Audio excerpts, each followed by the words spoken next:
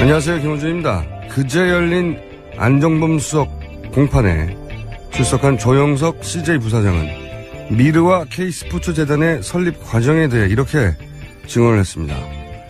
정경련 연락을 받고 평소와는 달리 누가 소집을 하는지 안건이 무엇인지도 모른 채 참석을 했고 그 자리에서 청와대 지시사항이라며 300억을 촉박하게 출연해야 한다고 전달받았다.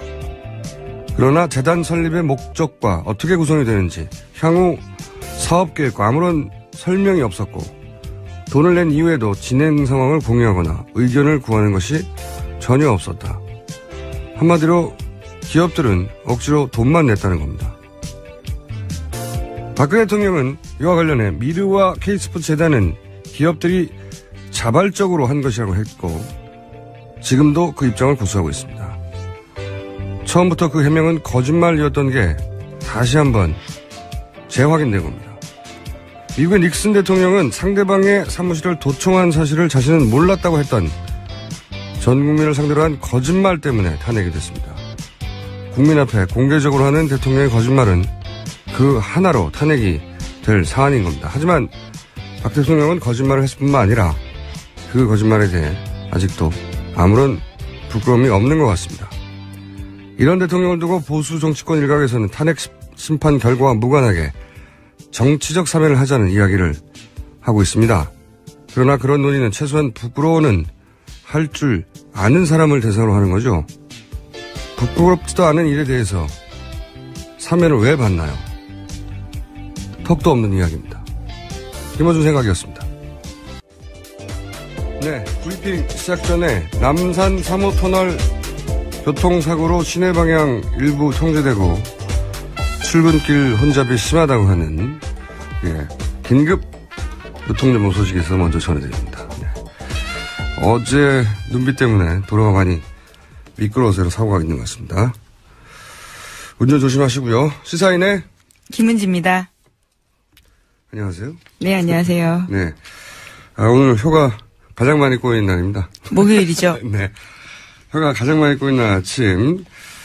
자, 어제 오후 내내 이제 헌재에서 여러 가지 액션이 있었어요. 네. 네, 정말 좀 보기 힘든 액션들이었죠. 퍼포먼스로 보입니다. 거의 퍼포먼스에 가까운. 예. 간추려 전해 주십시오. 네, 탄핵 심판의 최종 결론이 박 대통령 대리인단의 요청으로 당초 내일에서 27일로 연기됐습니다. 연기가 또 되고 또다시 이제 27일로 연기가 네, 됐어요. 여기까지 밀렸죠. 예. 27일이라고 하면 3월 13일이 이정미 재판관의 마지막 날이니까 예, 퇴임 날이죠. 예, 이 이전에 이제 선고를 해야 한다고 하는 요청이 여론조사에 의하면 70%가 넘어요. 그런데 딱 2주입니다. 보통 평의가 2주 걸린다고 했거든요. 27일로 못 받았다는 것은 2월 달에 28일까지밖에 없으니까 합치면 딱 2주. 네. 그러니까 미뤄서 27일까지는 얘기해 줘야 네. 모든 것을. 그리고 28일부터 2주간 평의를 하겠다. 그러니까 보통은 목요일 날 선고를 했는데 3월 13일은 목요일이 아니거든요. 예, 월요일입니다. 네. 목요일이고 뭐고 상관없이 그냥 너무나 긴박하니까 3월 13일 날 목요일 아님에도 불구하고 선고를 할 수도 있다. 뭐 이렇게 말한 것과 마찬가지죠. 예, 정말 데드라인, 말 그대로 데드라인입니다. 그러면 앞으로 예상되는 박근혜 대통령 어제 했던 이야기는 이제 좀 이따 김은지 기자가 설명하겠지만 앞으로는 어떻게 할 것 같아요? 27일까지라고 해달라고 했잖아요. 네네. 그리고 박근혜 대통령이 출석을 할지 말지도 밝히라고. 네, 적어도 26일까지는 알려달라라고 한 겁니다. 마지막 날 전까지는 알려달라고. 예, 어제도 입장 안 밝혔거든요. 나올지 말지. 입장 안 밝힌 게 아니라 뭐라고 그랬냐면은 손범규 변호사가 대통령이 지금 재판 진행 상황을 모르기 때문에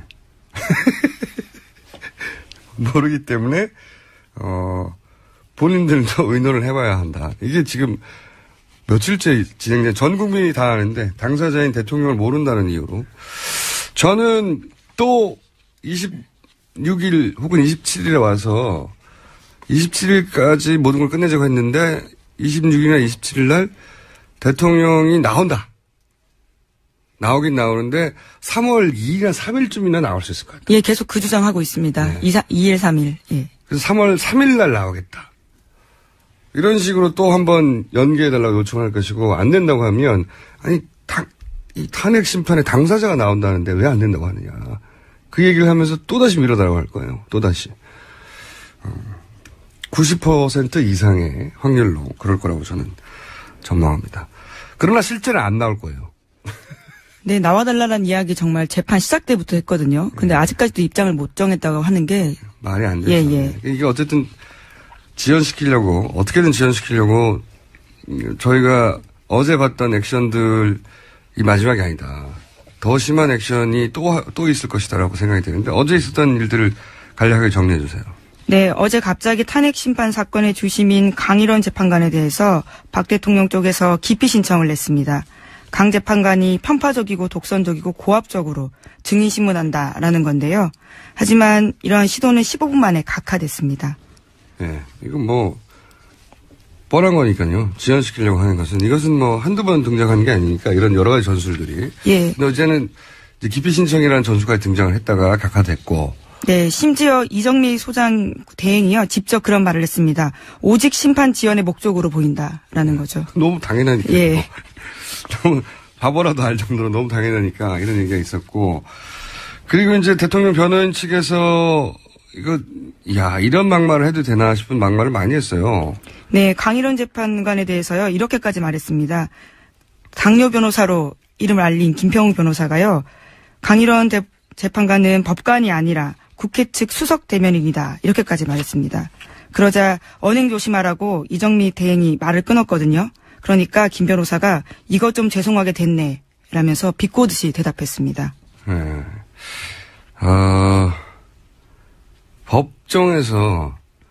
법정에 세보신 분이 많이 없겠지만, 네. 김은지 기자는 피고로 법정에 서본 적은 있어요? 예, 증인으로 가본 적은 있습니다. 증인과는 달라요. 예. 당사자로 법정에 서보면 누구나 알게 되는데, 이 법정에서는 아무도 판사에게 함부로 못합니다. 왜냐하면 유일한 권한을 가지고 있거든요. 감옥으로 보내냐, 무죄로 내리냐. 그러니까 변호사가 판사를 이렇게 모욕하는 일은 재판 결과를 내가 반드시 망쳐버리겠다. 그것도 아주 단호하고 거의 호연지기 수준으로 결심을 해야지 가능한 일입니다. 재판을 스스로 망치겠다고 정말로 결심하지 않는 한 이런 일은 절대 일어나지 않거든요. 네, 일반 재판이라면 감치될 만한 사항입니다. 그렇죠. 예. 만약에 형사재판에서 재판관한테 이런 식으로 얘기를 하면 재판관이 감치시켜버려요. 한 달 동안. 법정 모독이라고. 네, 실제로 모독이죠. 예. 모독이죠. 예. 이렇게 비꼬기도 하고 반말로 비꼬는 게 어딨어요. 말도 안 되는 거고요. 그리고 당신 저기 누구 대리인 아니야? 말도 안 되는 행위를 하는 거예요. 말도 안 되는 행위를. 그리고 또 그 정도가 아니라 또 이상한 말도 했잖아요. 왜 약한 여자 편을 안 드냐고. 네, 법관은 약자를 생각하는 게 정도다라고 이야기를 하면서요. 약한 여자 하나의 편을 드는 게 아니라 똑똑하고 강한 변호사 힘 보태주는 게 법관이 할 일이 아니다. 이런 이야기까지 여기서 했습니다. 약한 여자 하나가 박근혜 대통령을 의미하는 겁니다. 박근혜 대통령 지금 대통령 탄핵 심판하는데 아니 그 약한 여자 왜 편을 안 들어줘 당신들이라고 헌법재판관들한테 얘기를 하는 거예요. 말이 안 되잖아요? 네. 말도 안 되는 거죠. 논리에서 밀리니까 이제 억지를 쓰기 시작하는 건데요. 심지어 이런 말까지 했습니다. 재판관 9명을 채워서 선고해야 한다라는 주장인데요. 잘못하면 내란 사건 벌어질 수도 있다라는 식의 선동하는 말까지 한 겁니다. 9명을 채우자는 얘기는 연기하자는 얘기죠. 이게 전부 다 이 정도를 넘어선 수준이 아니라 상상할 수 없는 정도의 발언이거든요. 예. 왜 이렇게 할까? 왜? 중요한 건.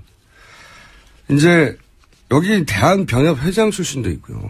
네, 김평우 변호사가 그렇습니다. 네, 헌재 재판관 출신도 있습니다. 이분들이 바보라서 이러는 게 아니라는 거죠.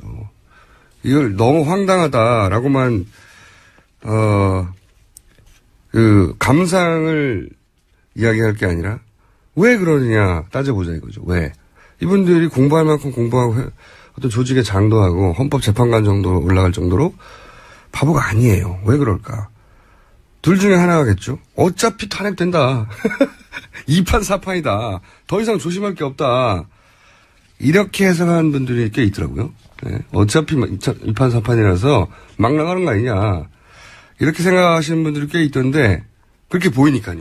네, 불복의 근거를 만들고 있는 게 아니냐라고 네. 보이긴 합니다. 근데 헌재 판결을 분복할 방법은 없어요, 법적으로. 근데 저는 그렇게 생각하지 않아요. 그렇게들 해석을 많이 하는데, 이게 분위기가 안 좋기 때문에 어차피 2판 4판이라고. 근데 이제 판결은 말이죠. 마지막 순간까지 어떻게 될지 모르기 때문에, 마지막까지 좋은 인상을 주려고 하는 게 변호인의 직업적 본능이에요. 기본 자세죠. 자기 의뢰인을 생각한다면요. 네. 변호인은 마지막까지 판사를 향해서 호소하고, 마지막까지 눈치를 보는 게 모든 법정의 일반적인 상식이고 그래요. 그러니까, 어차피 2판 4판이라는 걸 어떻게 합니까? 20일이나 남았는데. 말이 안 되고요. 저는 그렇게 해석하는 분들은 하도 이해가 안 가니까 그렇게 해석한다고 보는데, 그러니까 어떻게 될지 모르는 걸 미리 포기한다. 말이 안 되는 겁니다. 변호사업을 한두 해 하신 분들도 아니고요. 저는 좀 달리 보는 것이, 혹시 이 행위가, 이미 기각할 사람, 혹은 인용할 사람, 이런 판사에 대한 정보를 확보했다고 스스로 믿고 있는 게 아닐까. 그래서 예를 들어서 강일원 주심이라든가 이정미 헌재소장에 대해서 권한대행, 예. 이분들은 어차피 인용할 뿐이라고 하는 정보를 가지고 있고, 예. 그러니까 정보를 실제로 가지고 있냐 아니냐가 중요한 게 아니라 본인들은 가지고 있다고 생각하는 게 아닐까. 그래서 이제 몇몇 분들한테는 잘 보일 필요가 없고, 그리고 자기들이 생각하기에 이미 기각할 판사들은 이렇게 있다. 그런 정보를 가지고 이제 남은 목적에 집중하는 거죠. 남은 목적이라는 건 탄핵 심판을 어떻게든 지연시키려고. 그리고 탄핵 심판이 부당하게 진행된다는 인상을 주려고. 그리고 그렇게 해서 친박 집회라고 불러야 맞다할 것 같은데 맞불 집회에 네네. 나오시는 분들을 더 자극하고 결집시키는 목적. 이 목적에 집중하는 거죠. 나머지 80%의 국민들에게는 황당해 보이는데 그렇게 해석해야 맞는 게 아닌가. 예, 실제로 해당 변호인들이 그 집회에 나가서 굉장히 센 발언들을 더 하고 있습니다. 그러니까 그 집회에 자주 나가거나 그분들이 많이 나간다고 탄핵이 기각되는 게 아니잖아요. 네네. 저는 이분들이 이렇게 황당해 보일 수 있는 행위를 계속하는 이유는 이분들이 황당해 보이긴 하지만 바보는 아니거든요. 예. 목적이 분명한 행위인데 그렇게 해석해야 되는 게 아닌 게 맞는가. 아니, 말이 또 꼬이네요. 그렇게 해석하는 게 맞는 게 아닌가. 예. 저는 그렇게 생각을 해봅니다. 자, 여하간 이 행위는 앞으로도 계속될 것 같다. 예. 대통령이 나오냐 안 나오냐 가지고도. 다음 뉴스는요? 네, 어제 또 대통령. 그 전에 예. 제가 오늘 단독 하나 할까 합니다. 예. 이거 단독이에요. 뭐냐면, 제가 문재인 캠프, 여러 캠프하고 제가 연락을 자주 하는 편인데, 무슨 일이 어떻게 돌아가느냐. 문재인 캠프에서 그저께부터 문재인 전 대표에게 경호 인력을 배치한다는 얘기를 들었어요. 제가 처음 들어보시죠. 그저께부터입니다. 그전에는 없었거든요. 그래서 제가 그 캠프 관계자에게 물었어요. 아니, 뭐 본격 대선도 아닌데, 무슨 왜 오바를 하냐고, 경호 인력을 배치하냐고, 대통령 노래한다는 소리 딱 듣기 좋다고, 네, 오버하지 말라고. 그런데 이제 그럴 일이 있다는 거예요. 갑자기 뭔가 이상하잖아요. 그럴 일이 있다는 게. 그래서 제가 계속 캐물었어요. 근데 처음에는 이제 말을 안 하다가, 그렇다고 제가 그냥 끊을 사람이 아니었습니까? 계속 캐물었죠. 네. 결국은 무슨 얘기가 나왔냐면, 보수단체 특공대, 운운하면서 뭔가 이렇게 테러를 가할 첩보를 입수했다. 그러는 거예요. 그래서 제가 처음에는 웃었어요. 뭐, 바보 같은 짓을 하겠냐고. 그게 무슨, 보수 지지율에 도움이 되겠냐고. 뭐 그런, 일종의 블랙메일 하나 가지고 뭐 이렇게 오바를 하냐고. 근데 이제 굉장히 진지하고 상당히 구체적으로 뭐 일시라든가 사람 이름까지 등장을 했다. 그 제보가 대단히 구체적이어서. 그래서 캠프가 고심을 하다가 이걸 이제 공개적으로 문제 삼지 말고 조용히 경호 대책을 세우는 것으로 결론을 냈다. 자체적으로. 하지만 말씀하셔서. 네. 예, 조용히 대책을 세웠지만. 저는 이제 이 자체가 문제라고 생각하는 거죠. 그러니까 이거는 더 이상은 입을 다물어서 제가 구체적으로 알 수는 없는데 이걸 안 하니까 확인할 필요가 있다고 봅니다. 이게 언론에서 확인할 필요가 있다고 생각하는 게 이게 그냥 누구의 장난이라고 하더라도 장난이라도 이런 일이 있어서는 안 되잖아요. 정말 그런 일이 도모된 적이 있는지 아니면 그냥 장난인지 이건 후보가 누구인지 상관없이 절대 있어서는 안 되는 일이기 때문에. 네, 그렇죠. 저는 더 이상 알아내지 못했어요. 근데 이거 확인해 볼 필요가 있다. 캠프에 계속 연락하고. 그러면 뭔가 복수적인 입장이 나오겠죠? 굉장히 심각하게 저는 받아들입니다. 장난이라 하더라도. 그래서 어젠가 그저께부터 경호 인력이 배치됐대요. 조용히. 네. 단독입니다. 저의. 아직 보도된 적이 있나 찾아본 데 없어요. 단독 하나 해놓고. 테러라니요. 자. 내란이라는 워딩까지 쓰고 있었습니다. 재판에서. 사실 이 집회에서 그런 식의 강경한 발언들 총 쏴서 죽여야 된다거나. 예, 계엄 이야기도 하고요. 계엄 정도가 아니라 죽여야 된다. 총을 쏴버려야 된다. 그런 얘기는 많이 나오거든요. 이제 촛불 집회에 같지 않아요. 그 집회 가면 죽여버려야 된다는, 총을 쏴야 된다는지, 내란,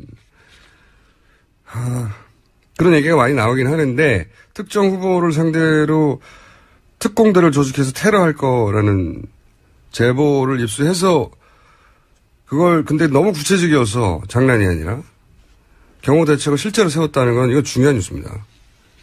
저는 다른 캠프에도 한번 확인해 볼 만한 일이고, 문재인 캠프에도, 확인해봐야 한다. 저는 여기까지 알아냈습니다. 자, 다음 뉴스는요. 네, 뿐만 아니라 대통령 쪽에서요. 어제 증인을 22명 추가로 무더기 신청했습니다. 거기에는요. 정세균 국회의장, 김무성, 유승민, 나경원 의원도 들어가 있고요. 뿐만 아니라 박한철 전 헌재소장도 있었습니다. 물론 모두 기각됐습니다. 네. 계속 말씀드리지만 바보라서 이러는 게 아니다. 네. 정말 황당하네 할 게 아니라 왜 이러는 걸까? 이런다고 유리한 판결이 난다고 믿는 걸까? 바보인가? 이렇게 생각하다가 이판사판이구나 이렇게 결론을 내는 일이 아니라는 거죠. 의도를 그분들의 감정이입을 해서 그분도 치밀한 작전을 자기 나름대로 세워서 하는 걸 테니까요. 자, 계속 지켜보기로 하고요. 그리고 테러, 이거 말이 안 되는데요. 근데 굉장히 구체적이어서 이랬다고 하니까 이것도 앞으로 계속 짚어봐야 되겠습니다. 다른 캠프도 확인해보고. 자, 다음 뉴스 몇 가지 더 전할 시간이 됩니다. 몇 분 정도. 네. 예, 어제 헌법재판소에서 박근혜 대통령의 또 다른 거짓말도 들통났습니다. 최순실 씨 측근으로 꼽혔던 이동수, 신혜성 씨가 있는데요. 이 사람들이 KT에 취업하게 된 경위에 대해서 박 대통령은 지난 7일에 헌재의 최종 입장 밝히면서 자신이 그 사람들을 검토해보라라는 이야기 한 적은 있지만 특정 업체를 지정한 적은 없다. 예, 뛰어난 사람이라서 검토해보라고 했지만 예. 어디다 취직시켜달라고 한 적은 없다. 예. 이런 식으로 헌재에 냈죠. 예. 그런데 안종범 전 수석이 어제 증인으로 나와서요. 이를 부인했습니다.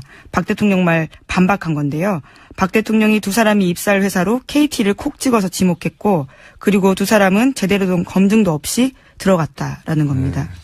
이게 이제 여러 번 반복된 이야기인데 다시 정리하면 KT를 특정한 이유는 뭐냐면 이제 이분들을 KT에 입사시키라고 박 대통령이 얘기를 했고 그래서 KT 회장에게 그렇게 말해서 입사를 시켰고 그런 다음에 이 사람들한테 광고 담당으로 보직을 변경하라고 또 요청을 했고 그렇죠. 한 번 더. 예. 그래서 광고 담당으로 보직이 변경됐고 그런 다음에 플레이그라운드를 KT의 광고 대행사로 지정하라고 또 요청을 했고 네네. 회장에게 또 회장은 그렇게 해줬고 그렇게 한다. 그래서 이제 이 사람들이 KT에 들어가서 광고를 담당하고 KT의 광고 대행사로 지정이 된 플레이그라운드에게 광고를 주는. 네, 플레이그라운드는 최순실 씨 실소유 회사입니다. 네. 그러니까 자기 사람을 꽂은 다음에 그 회사에서 광고를 자기 회사로 빼낸 거죠. 그렇죠. 그런데 그 사람들을 누가 임명을 했느냐? 어떻게? 박근혜 대통령이 이 사람을 거기다가 입사시키라고 특정해서 지목했다고. 네, 안종범 수석은 얘기했고 대통령은 그런 기억이 없다. 그렇지 않다라고 말하면 거짓말이 드러난 거죠. 네. 이거 황당한 거죠. 네. 뛰어난 사람을 있다. 발견했다고 좋아요. 그 사람을 예를 들어서 어디 위원회 어디 무슨 공직에 임명하라 이럴 수는 있어요. 대통령이. 근데 왜 사기업의 광고 담당으로 취직을 시키라고 지적을 합니까? 심지어 보직 변경까지 지시하죠. 네. 입사시킨 다음에 보직을 광고 담당으로 변경하라고 요청합니까? 대통령이. 말도 안 되는 거죠. 아, 정말. 이런 뉴스는 볼 때마다 화도 나고 표현할 말이 없어. 이건 방송 용어로 부적합하나 골 때리는 뉴스인 겁니다. 대통령이 이 사람 취직시킨 다음에 광고 담당자로 바꾸라고 한 다음에 그걸 최순실 회사 광고 회사를 거기다가 지정시켜가지고 광고를 빼먹는 말도 안 되는. 자, 한두 가지 더 제목을. 예, 또 어제 헌재에서 국회 쪽은 이렇게 이야기했는데요. 대통령과 최순실 씨가 문체부 예산 8천억 원 이상을 빼돌리려고 했고 이것은 사건이 터져서 드러나지 않았다라는 겁니다. 미르재단이나 K재단을 통해 돈을 빼돌린 게 없지 않느냐라는 게 변호 논리 중에 하나인데 예산이 이렇게 책정되어 있었다. 안 들켰으면 이 예산이 집행될 것이고 집행됐다면 그 돈이 최순실한테 흘러가는 구조. 예, 그렇죠. 그런 구조가 있었던 거죠. 네. 자, 돈과 최순실 씨 혹은 박근혜 대통령 관련해서 유관한 비슷한 뉴스 또 있는 게 있습니까? 오늘 짚고 넘어가야 될? 예, 어제 TV조선이 보도했는데요. 또 새로운 이권 개입 정황입니다. 최순실 씨가 사탕수수 찌꺼기인 당미를 이용해서 매년 수백억 원 챙기려고 했다라는 정황이 포착됐다라는 건데. 뭐라고요? 당밀? 예. 사탕수수 찌꺼기입니다. 새로운 게 나왔습니다. 네. 당밀, 이건 저 처음 보는 뉴스네요. 당밀. 예. 당밀을 이용해서 수백억 원을 챙기려고 했다. 이게 무슨 얘기입니다. 예, 당밀의 찌꺼기가요, 에너지원이 되나 봅니다. 그래서 철강 회사와 거래할 수 있는 것 같은데, 베트남 등 동남아시아에서 독점으로 수입해서 포스코가 사달라라는 거죠. 잘 이해가 안 가는 처음 나온 뉴스라서. 그러니까, 최순실 씨가 사탕수수 찌꺼기인 당밀을 이용해서 수백억을 챙기려 했다. 그런데 알고 보면 당밀은 철강에 필요한 재료다. 네네. 그런데 이걸 포스코가 매년 수백억을 사들인다. 그런데, 그럼 이런 거군요. 대통령의 힘을 이용해서 포스코가 당밀을 수백억씩 수입하는데 그 독점 계약을 맺을 수 있으니까. 예, 자기와 관련된 회사예요. 네. 그러니까 독점 계약을 맺고, 그 다음에 이런 걸 수입하는 회사하고 이제 지분 얘기를 하겠죠. 내가 네네. 수익권 따서 너 줄게. 그러면은 거기서 지분을 주거나 아니면 거기다가 수익을 분배하자. 이런 계획이군요. 예, 실제로 그 김수현 2,000개 녹취 파일 중에 하나가 나오기도 하고요. 고원기획 내부 문건에도 있는 내용이라고 합니다. 새로운 게. 수사기간만 길면 상상하지 못한 분야에서 정말 많은 게 나올 것 같아요. 당밀 수입권을 가지고 이권을 챙기려고 했다는 걸 어떻게 알겠어요? 상상이나 했겠어요? 야, 대단하네. 철강 수출입하는 회사에다가 포스코로부터 자기들이 대통령 힘을 이용해서 따낸 독점 사업권. 당밀 독점 사업권을 가지고 지분을 나눠달라고 하거나 지분을 나눠주거나 나중에 그 회사를 한번 통해서 세탁이 되는 거죠. 말하자면. 그 회사는 정상적으로 당밀을 수입해서 이득을 얻고 그 다음에 그걸 최순실 씨에게 이권으로 수익을 배분해서 나눠주면 우리는 알 수가 없죠. 쿠션인데요. 수리 쿠션. 당밀. 야, 이 처음 나온 거죠, 뉴스가. 네네. 저도 처음 봤습니다. 예. 이게 얼마나 더 있을까요? 굉장히 앞으로도 더 많을 거라고 생각하는데 오늘 당밀 하나 나왔습니다. 네. 대단합니다, 정말. 자, 오늘 여기까지 하겠습니다. 네, 내일 뵙겠습니다. 지금까지 시사인의 김은지였습니다. 감사합니다. 자, 화제가 된 게 하루 이틀이 아니기 때문에 화제의 코너라는 말은 더 이상 하지 않겠습니다. 네, 다들 아시기 때문에 바른정당의 이제는 사무총장이 되신 분입니다. 김성태 의원 나오셨습니다. 안녕하십니까? 예, 안녕하십니까. 김성태입니다. 네, 더불어민주당에 아직 아무런 정책이 없으신 안민석 의원님도 나오셨습니다. 네, 피가 거꾸로 솟는 아침입니다. 안민석 의원입니다. 네, 의원님은 하도 피가 자꾸 거꾸로 솟기도 하고 치솟기도 하고 해가지고. 저래서 어떻게 몸속에 심장이 견뎌내는지 모르겠어요. 우병우를 잡지 못한 거 피가 거꾸로 솟지 않습니까? 특히 저는 지난번 우병우 청문회 때 불러내기 위해서 현상금 500만 원 걸었다가요. 정봉주 전 의원한테 500만 원 갈취당하다시피 물론 좋은 데 썼어요. 촛불 준비하시는 그 단체 기부를 했는데요. 뭐 그게 중요한 게 아니라 세월을 7시간 결국에 못 밝히지 않았습니까? 이 미스터리로, 역사의 미스터리로 남겨두면 안 되잖아요. 네. 그리고 대통령 대면 조사해서 세월을 7시간 동안 뭐 했는지 그거 물어봐야 돼, 확인해야 되고. 특검 연장해야 된다는 말씀하시는 거죠. 문고리 3인방도 네. 못 불렀고, 특히 최순실 일당의 불법 재산, 이거 특검이 시간이 없어가지고 손도 못 댔어요. 그러니까요. 제가 이번 주 주말에 또 독일을 가는데요. 돈도 없는 가난한 정치인이 이렇게 독일을 왔다 갔다 하면서 특검이, 검찰이 조사해야 될 거를 이 일개 정치인이 이 독일까지 왔다 갔다 하면서 정말 돈도 다 떨어졌고 힘들고 지치고 또 호텔에서 밤에 잘 때 무서워요. 아니 근데 무섭다는 건 그래서 특검이 연장이 돼야 되는데 농담처럼 들리지만 저는 이해합니다. 예, 특검이 연장이 돼야 되는데 황교안이 공범 이 사람이 특검 연장 반대를 하고 있죠. 그다음에 정세균 의장님께서 직권상정해 주셔야 되는데 지금 신중한 모드를 취하시죠. 정세균 의장님 역사의 총대를 매 주십시오. 지금 지난 2012년 일명 국회 선진화법이라는 게 이제 만들어졌잖아요. 예.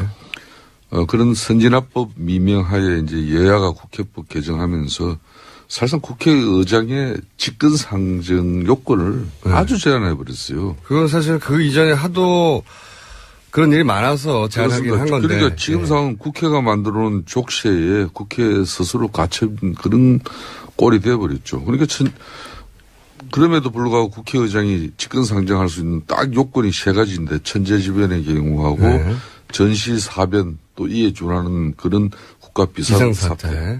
그리고 의장이 각 교섭단체와 합의하는 경우인데 여기는 지금 새누리당 그러니까 자유한국당이 반대를 하는 거죠. 사실상 반대를 하고 있기 때문에 교섭단체 간 합의는 이루어지지 않죠. 그러니까 상임위를 거치지 않더라도 합의만 하면 된다고 했는데. 그러니까 정세균 의장이 이걸 더군다나 지금 야대 여소인데 그런 국회의장으로서 또 안민석 의원이 소속한 그런 더불어민주당 입장만 수용해가지고 사실상 저걸 처리한다는 것은 엄청난 정치적 부담이죠. 이 매듭을 푸는 것은 김성태 사무총장이 계시는 바른정당이 가지고 있습니다. 바른정당은 그 직권상정에 기본적으로 찬성하시는 거 아닙니까? 왜냐하면은 바른정당은 직권상정에 대한 노하우를 가지고 있어요.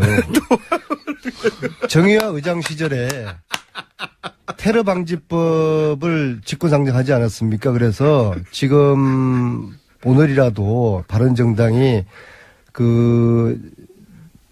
국회의장님을 찾아가서 우리 과거 테러 방지법 우리 했다. 그리고 지금 아니 그때 하도 민주당에서는 비난을 했으니까. 그러니까 바른정당이 오늘 찾아가시고 특히 이 방송 마치고 김성태 의원님하고 저라도 의장님 찾아가서 직권상정 요청 드리고 그리고 이 방송을 듣는 우리 교통방송 청취자들이 오늘 이제 2시부터 보내기 시작하거든요. 오늘 마지막이에요. 종일 아닙니다. 다음 주 목요일 날도 기회는 한 번 더 있는데요. 그래도 오늘부터 국회의장실에 교통방송 청취자들이 전화 열심히 하셔서 국민들의 이 간절한 목소리를 의장님께 들려주시고 정세균 의장님은 해방 이후 우리 정치인들 중에서 가장 합리적이신 분이거든요. 합리적이라 하면 국민들의 목소리를 법보다 더 중시하시는 분이시기 때문에 청취자 여러분들이 제가 듣기로 이게 한 500만 명이 다운받는다고 들었는데요. 사실일지는 모르겠는데. 사실입니다. 네. 50만 병만, 거기에 10분의 1에 해당되는 50만 명의 우리 청취자들이 전화해도 의장님이 결단하실 거라고 봅니다. 50만 명이 전화. 그리고 아울러 자유한국당이 반대하기 때문에 직권상정 못하지 않습니까? 오늘부터 자유한국당은 순실이당으로 당명을 바꾸어야 될 것입니다. 앞으로 이 자리에서도 저는 순실이당으로 명명하겠습니다. 두 분이 요즘. 정성태 의원님 어떻습니까? 김성태 의원님. 상대당 의원이 얘기 한 사람이라도 있으면 그런 발언은 할 수 없는 거 아니겠습니까? 없으니까 하는 거죠. 예, 그러면 안 되죠.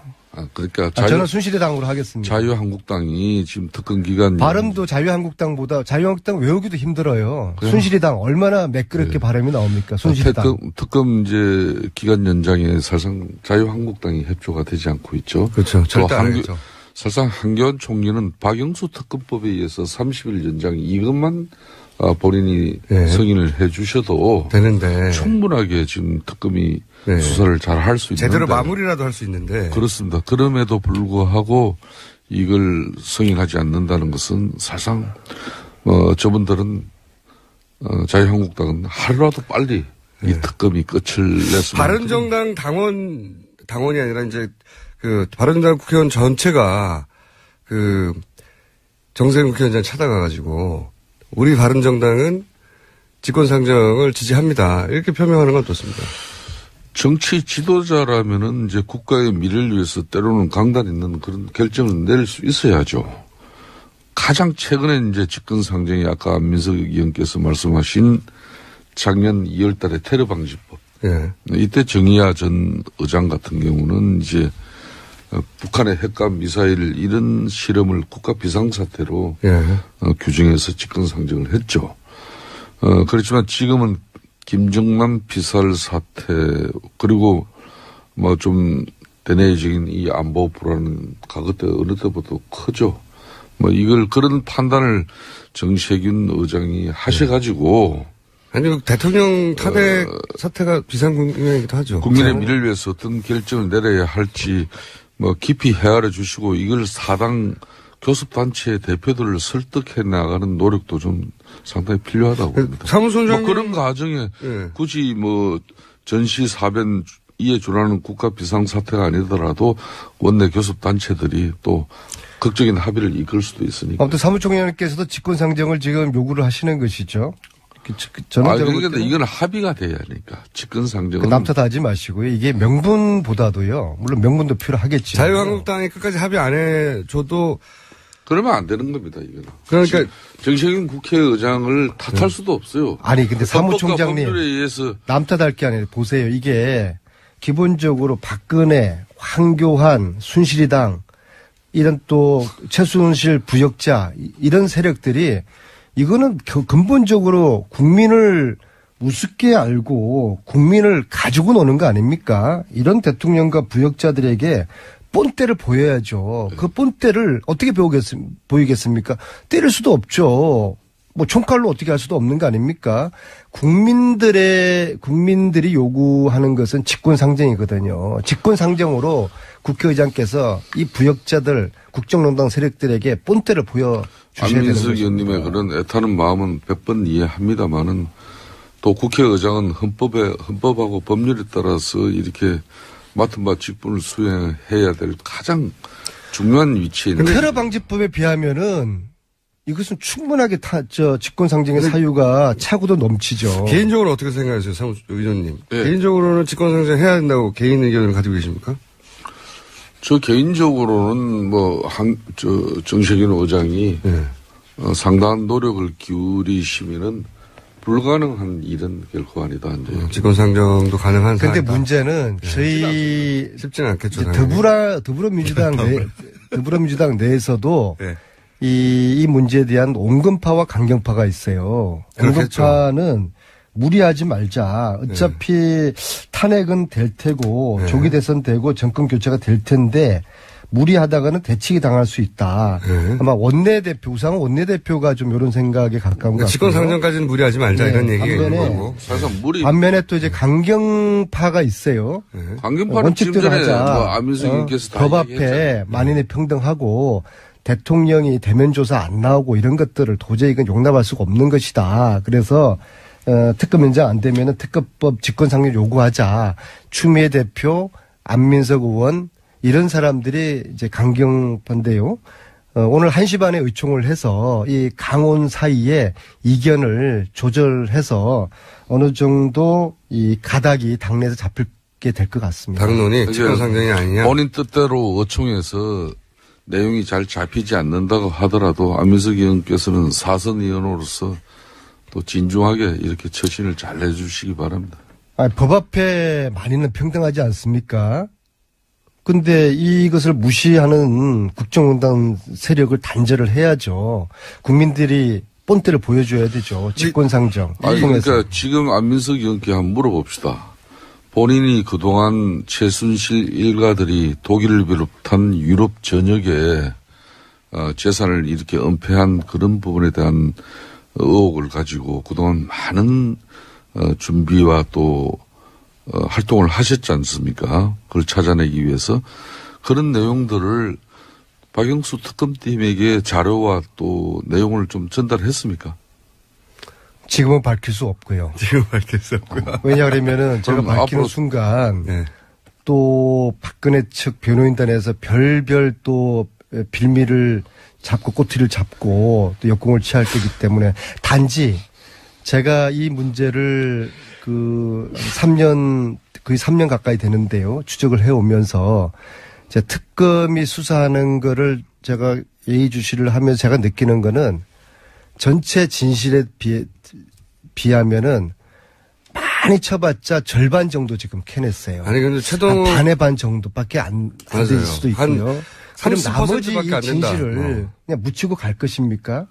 그래서 저는 지난번에도 그래서 특검 연장이 꼭 해야 되는 것이죠. 작년 국정조사 특위 올 연초에도 할 때 저 많은 정보와 자료들을 특검팀에게 이게 하루라도 빨리 제출되어져서 특검팀 인력을 좀 수사 인력을 보강해서라도 저 문제를 다뤄야 하는데 제가 지금 말씀드릴 수 있는 것은요. 특검하고 저하고 관계를 제가 여기서 밝힐 수는 없고요. 제가 지금 말씀드릴 수 있는 것은 이슈를 제 주머니에 있던 자료라든지 퍼즐 조각은 지금 하나도 없다. 상당량도 전달됐어요. 그리고 지금 제 주머니에 채우고 있는 것은 최순실의 해외 재산인데 이 재산 추적하는 것은 지금 상당히 많이 돼 있어요. 저뿐만 저 팀이 같이 하고 있는데 그런데 지금 등장인물이 한 300명이 되고 페이퍼 컴퍼니가 400~500개가 나오는데요. 저희들이 조사권과 수사권이 없으니까 이것은 저희들이 더 이상 확인을 할 수가 없어요. 그래서 이건 또 재산을 조사하고 몰수하기 위한 특별법이 필요한 것인데 그 특별법조차도 순실에 당해서 분명히 반대를 하겠죠. 그러면은 이 뿌리에 해당되는 지금 특검에서 밝히고 있는 것은 벌레 먹은 가지만 지금 제거하는 것이거든요. 그러니까 정작 이 뿌리를 지금 전혀 건드리지 못하고 있는 재산인데 이거 어떻게 할 겁니까? 그러니까 은폐 자산이나 도피한 그 자산들의 실체와 규모, 내용 이런 것들을 좀 특검 수사한 영역에서 수사 인력을 보강해서 저는 했어야 됐다고 봐요. 근데 그렇지 않고 지금 국회는 이미 최순실 일가 재산 압수하는 몰수하는 법이 올라가 있지 않습니까? 그죠? 근데 막상 이 내용이 안 나오고 있는 거예요. 그 내용은 지금 많은 언론이나 우리 국민들 입장에서는 안민석 의원이 지난 몇 년 동안 이런 많이 수집이 돼 있고 뭔가 나올 것이다 이런데 왜 아직도 그걸 사무총장님께서 요즘 바쁘셔가지고 공부를 제대로 안 하시는 것 같아요. 네. 특검법 14개 조항에 보면은 최순실의 불법 은닉 재산을 조사하는 조항이 있는데 그렇죠. 이게 지금 1, 2, 3, 4팀이 있지 않습니까? 최순실 재산 조사하는 것들은 이 팀 내에 구성이 안 돼 있어요. 그래서 그러니까 제가 한 이야기예요. 수사 인력 보강이 필요했었거든요. 차라리 그걸 우리가 진작에 요청했어야 되는 건데. 아니 근데 또 그걸 우리가 애매했어요. 그게 돈을 추적하는 게 쉽지가 않다고 해요. 오래 걸린다고 해요. 거기는 국세청 최소한 1년이 걸리는 것인데요. 그래도 국세청 공정이 뭐 이런 단서들을 몇 개 중요한 지금 단서들 발견된 것들은 하려면 할 수 있는데 근데 지금의 특검의 인력이나 시간 한계 때문에 손을 전혀 못 들어가고 있거든요. 이재용 부회장 그러니까 그 영장 재청구하는데 모든 인력이 2주간 투입됐다고 하니까 또. 그러니까 감옥에서 최순실은 웃고 있죠. 아니 그래서 제 말은 궁금한 것은 연장해야 되는데 방법이 직권상정밖에 없는데 직권상정에 대해서 정세균 의장이 부담을 느끼는 것까지는 이해했어요. 그럼에도 불구하고 직권상정을 하게 만드는 힘은 결국은 국민들이 이걸 원한다고 엄청난 숫자의 국민들이 원한다는 걸 알려드리고 그리고 정치권 내에서도 노력하고 이거밖에 없지 않습니까? 바른정당이 정세균 의장한테 직접적으로 이걸 요청할 생각은 없으신가요? 지금 저희들도 정세균 의장 이 방송 마치면은 이제 안민석 의원과 특검 기간 연장 이 특검법에 대해서 의장의 단호한 어떤 그런 입장이 필요한데. 그걸 전달하러 가시기 같이 가기로 했습니다. 그렇군요. 근데 사실상 이거는 우리가 많은 정치자들 계시니까 똑바로 전달해 드려야 되는데, 국회 선진화법에 따라 가지고 이건 교섭단체 한 곳이라도 반대하면은 국회의장이 사실상 수용할 수가 없습니다. 그래서 자유한국당이 이걸 끝까지 털고 수용하지 않는 그런 입장이라면은 정세균 의장 보고 지금 헌법과 법률의 어떤 그런 법률을 어떻게 보면은 입에하면서까지 그렇죠. 판단을 해야 되는 그런 정치적 엄청난 부담이 있죠. 비상시국을 어떻게 해석하느냐의 문제인 것 같아요. 입법 수장입니다. 네. 입법 수장만 아니더라도 뭐 그분이 어떤 판단을 했다 하더라도 또 넘어갈 수 있는데 입법부의 수장이 참 이런 안타까운 사정이지만은 뭐 지금 국회법 위반하면서까지 직권상정한다는 것은 이거는 엄청난 또 그리고 되겠죠. 바른정당은 밤에는 순실이당하고 밀당하지 않나요? 하야 이야기 나오는 자유한국당의 의원님. 하야 이야기 나오는 거 보면서 어제 갑자기 바른정당하고 순실이당에서 자유한국당이요. 네. 대통령이 탄핵 전에 자진사퇴 그런 이야기를 동시에 하고요. 또 자진사퇴 전제로 정치적인 타협이 필요하다. 즉 말하자면 대통령이 하야하는 조건으로 법적 사법 처리는 시키지 않는 걸로 하자. 그런 그 이야기들을 쭉쭉 양당에서 띄우고 있더라고요. 그러니까 그거는 밤에는 양당이 뭔가 밀당이 진행되고 있구나. 그런 저는 의심이 들던데 그렇지 않습니까?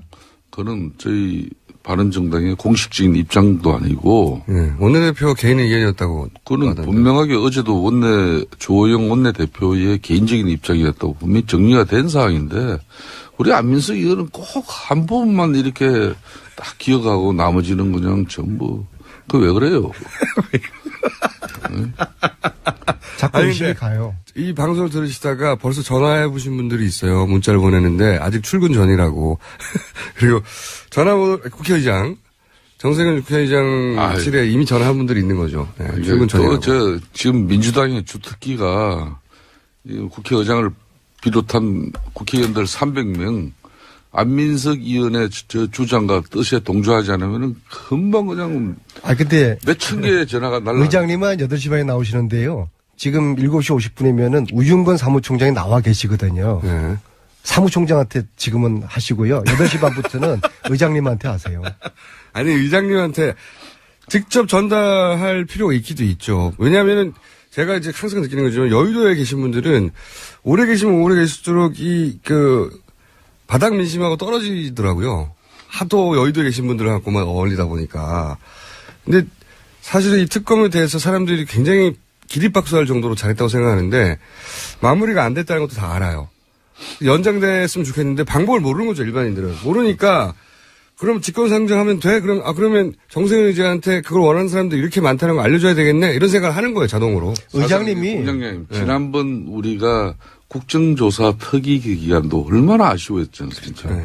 안민석 의원과 또 위원장인 저도 수많은 노력을 했지만은 결국 자유한국당 반대하니까 국회의장이 할 수가 없는 거죠. 이거 직권상정보다는 훨씬 용이한 그것도 처리하지 못하는 상황이었어요.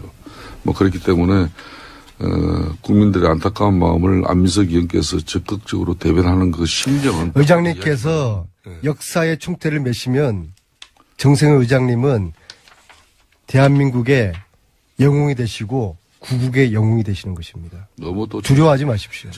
국민들이 지켜드리겠습니다. 국회의장실 전화번호 알려달라고 자꾸 문자가 오는데 저희가 알려드릴 수는 없고요. 114에 나와요. 114에 나옵니다. 검색해서 알아서 전화하시고요. 하실 분들은 물론 연장되면 안 된다고 생각하시는 분들도 있어 전화하실 수도 있긴 한데 근데 이게 정상적인 행위라는 거죠. 전화하는 거는. 네, 맞습니다.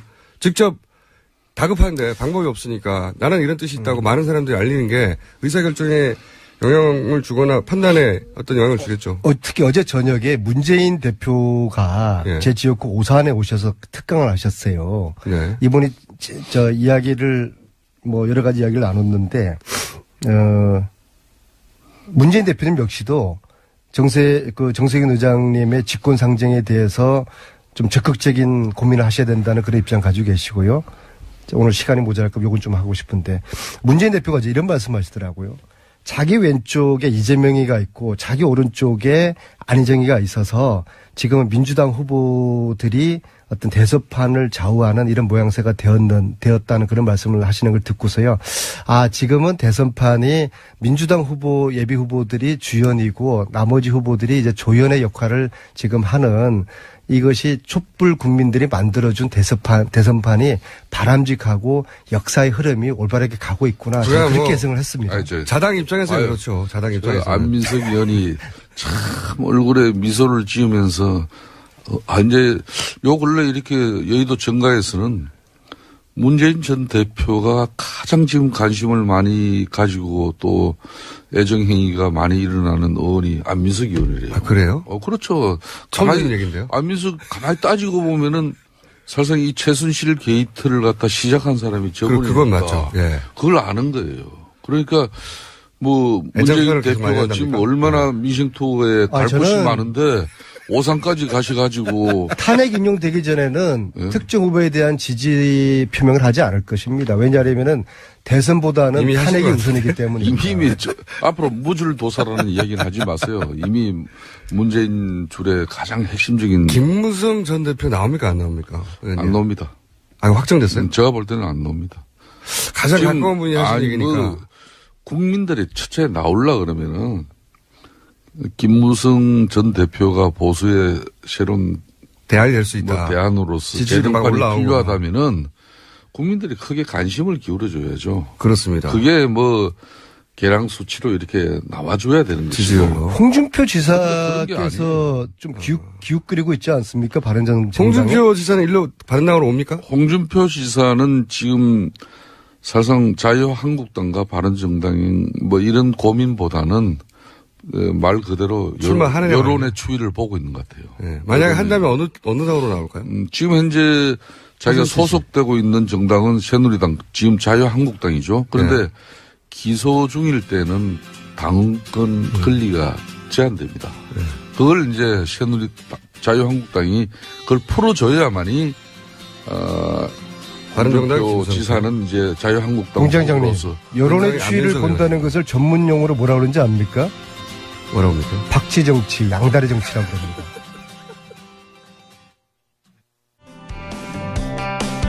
삼성 이재용 부회장이 구속되는데 결정적 역할을 한 분이 있습니다. 네. 특검의 쪽집게 강사 역할을 했다라고 사실은 잘 안 알려진, 그러나 실제로는 쪽집게 강사를 했던 구속의 결정적 역할을 한 분이 계십니다. 경제개혁연대 소장 한성대 김상조 교수님 나오셨습니다. 안녕하십니까? 네, 안녕하십니까? 네. 특검의 참고인으로 나가셨죠? 예. 네. 김상조 교수를 왜 특검에 부를까 의아했던 분들이 많아요. 네. 이분이 뭘 잘못했나? 제가 2월 12일 날, 일요일 날 참고인으로 갔었는데요. 사실은 특검이 저를 부르는 거를 많이 망설였다고 해요. 아, 그래요? 이제 뭐 아시는 분은 아시겠지만 1차 영장 청구했을 때 기각이 됐지 않습니까? 네. 제가 며칠 전에 어느 신문에 컬럼을 썼는데, 구속 안 될 수도 있겠다. 네. 핀트를 잘못 잡았다. 예, 라고 얘기를 했더니, 이제 특검 쪽에서는, 이분이 이게 친구인지 적인지 구분이 조금 애매모호. 처음에는. 네, 그래서 하여튼 뭐 그 이후에 이제 수사를 진행하면서 그래도 뭐 삼성 저격수라는 별명을 갖고 있는 사람이니까 한번 불러서 얘기를 들어야 되겠다라고 했고요. 그래서 제가 가서 여러 가지 말씀을 드렸더니 조사를 받은 게 아니고 강연을 하고 오셨죠. 가서 검사님이 질문을 하시기 전에 검사님 제가 생각하는 말을 말씀드리겠습니다라고 하면서 아마 한 1시간 반 정도를 제가 떠들었던 것 같습니다. 네, 1시간 반 정도 강연을 하셨고 그때 특검 영감을 얻었다고 해요. 우리가 포인트를 잘못 잡았구나. 포인트를 이렇게 잡았어야 되는 거구나 하고 포인트를 바꿨고 실제 포인트를 바꾸고 나서 여러 가지 우리가 예상치 못했던 압수수색이 다삭 공정이니 금융인이 막 일어났죠. 아니 근데 그거는 좀 너무 과장된 얘기입니다. 그러니까 제가 겸손히 하시고요 계속. 제가 일요일 날 가서 참고인 조사를 받았는데 그 다음날 또 이재용 부회장이 또 조사를 네. 받았는데 그리고 그 다음날 2차 영장을 청구했거든요. 아무리 제가 쪽집게 강의를 했다고 하더라도 하루 이틀 만에 그게 뭐 수사의 방향이 바뀌고 그런 건 아니죠. 그 전에 특검이 정말로 수사를 잘 준비를 했었습니다. 네. 겸손함은 제가 잘 알겠고요. 하지만 쪽집게 강사를 했어요. 그리고 실제 교수님이 그렇게 이것이 문제라고 지적한 부분을 정확하게 타겟팅을 해서 구속영장이 발부가 된 건 사실이죠. 예. 네. 요약해서 말씀드리면. 자, 그 부분을 말씀해 주세요. 왜 1차는 실패했고 2차는 왜 성공했는지 쪽집게 강의 내용이 뭐였는지. 그 1차 영장 청구 때의 아주 핵심적인 포인트는 결국 이제 삼성물산과 제일모직의 합병을 위해서 다급한 상황에 있었고 그거를 위해서 국민연금의 지지가 찬성이 절대적으로 필요했기 때문에 대통령 또는 이제 최순실을 통해서 국민연금을 압박해서 원래 해서는 안 될 짓을 하게 만들었다라고 얘기를 했는데. 맞췄죠. 근데 이제 여러분들 돌이켜 보시면 삼성이 최순실의 존재, 비선 실세의 존재를 파악한 것은 2014년 9월 대구 창조경제혁신센터에서 대통령과 이재용 부회장이 독대를 하면서 아마 지금부터 이제 파악을 하기 시작을 했을 거고요. 그렇게 알려져 있어요. 예, 그리고 2015년 초에 이제 삼성전자가 승마협회 회장사를 맡게 되는데 그때부터 뭔가 얘기가 진행되지 않았겠습니까? 그런데 문제는 그 당시에는 엘리엇이 삼성물산의 주식을 사지도 않았을 때입니다.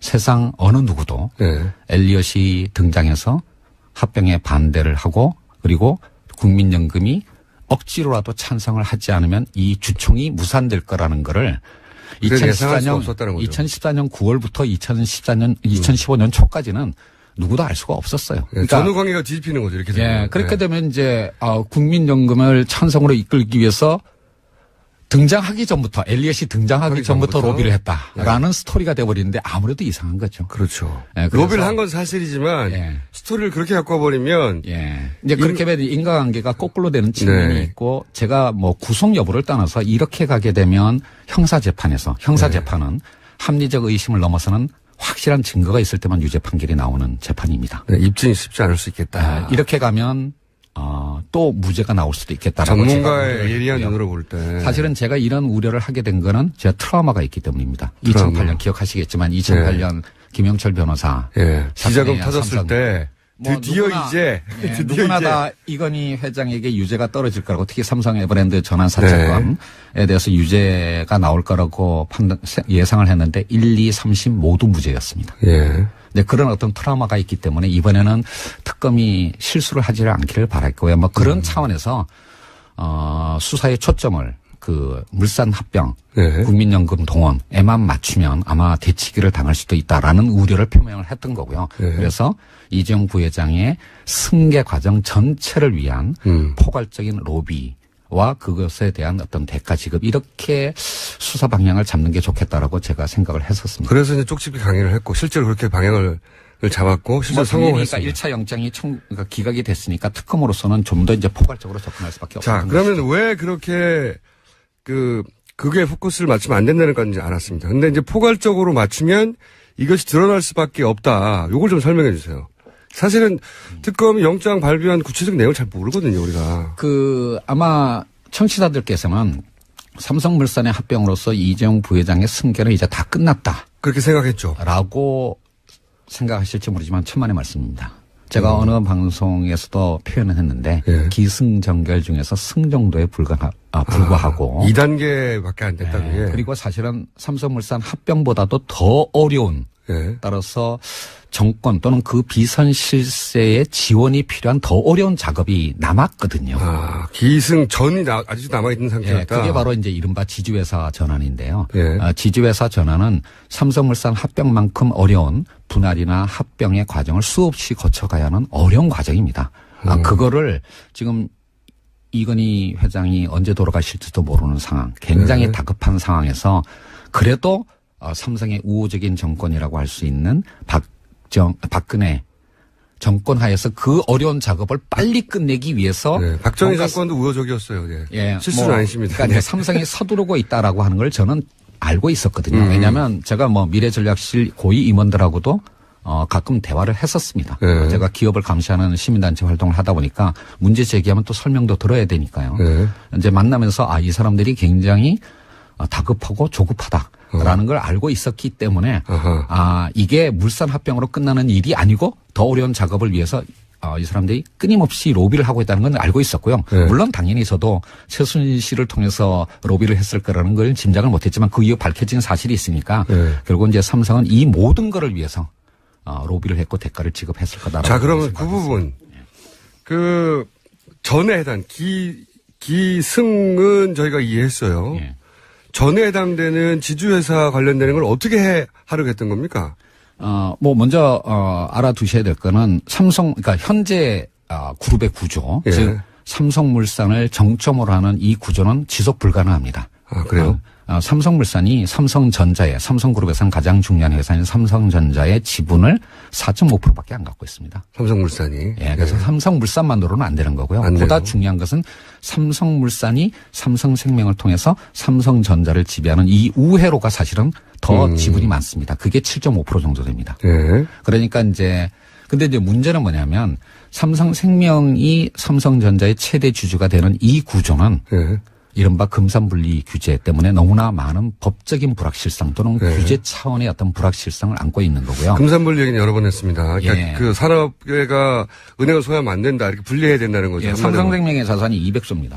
200조. 그 대부분 95%가 보험 계약자의 돈입니다. 그렇죠. 그 보험 계약자의 돈으로 기업들이 마음대로 총수 일가가 지배권을 그룹에 대한 지배권을 유지하고 승계한다라고 하는 건 정상적이지 않죠. 그리고 그렇죠. 세상 어느 나라에도 이런 그룹의 구조를 갖고 있는 기업 집단은 없고요. 그리고 이런 게 용서 가능하다고 믿을 수도 없는 겁니다. 그렇죠. 소비자들이 예금을 가지고 자기들 지배권을 강화하면 안 되는 거죠. 예. 그래서 이제 바로 이런 어떤 금산분리에 따른 그 법적인 불확실성, 규제상의 불확실성을 넘어설 수 있는 안정적인 구조가 바로 지주회사인 건데 삼성그룹은 삼성전자라는 일반 회사와 삼성생명이라는 금융회사 두 개의 핵심 회사를 갖고 있기 때문에 이 두 개의 회사를 각각 지주회사로, 즉 하나의 지주회사가 아니라 두 개의 지주회사로 각각 만들어야 되고요. 그럴 필요가 있다. 예. 하나로 만드는 건 불가능합니다. 불가능하기 때문에 금산분리 때문에 불가능하기 때문에 두 개를 만들어서 그 두 개를 수평으로 놓고 지배하거나 아니면 좀 더 이재용 부회장의 지분 지배력을 올릴 수 있는 방법을 이걸 수직으로 놓고 지배하는 방법인데 그 마지막 단계가 이른바 중간금융지주회사 제도의 도입이거든요. 그런데 많은 분들이 이 중간금융지주회사 도입을 위해서 삼성이 로비했을 거라고 생각하지만 그것도 아닙니다. 그것도 아니에요? 예, 그거는 마지막 단계고요. 어떤 의사는 그 이전의 단계가 있군요.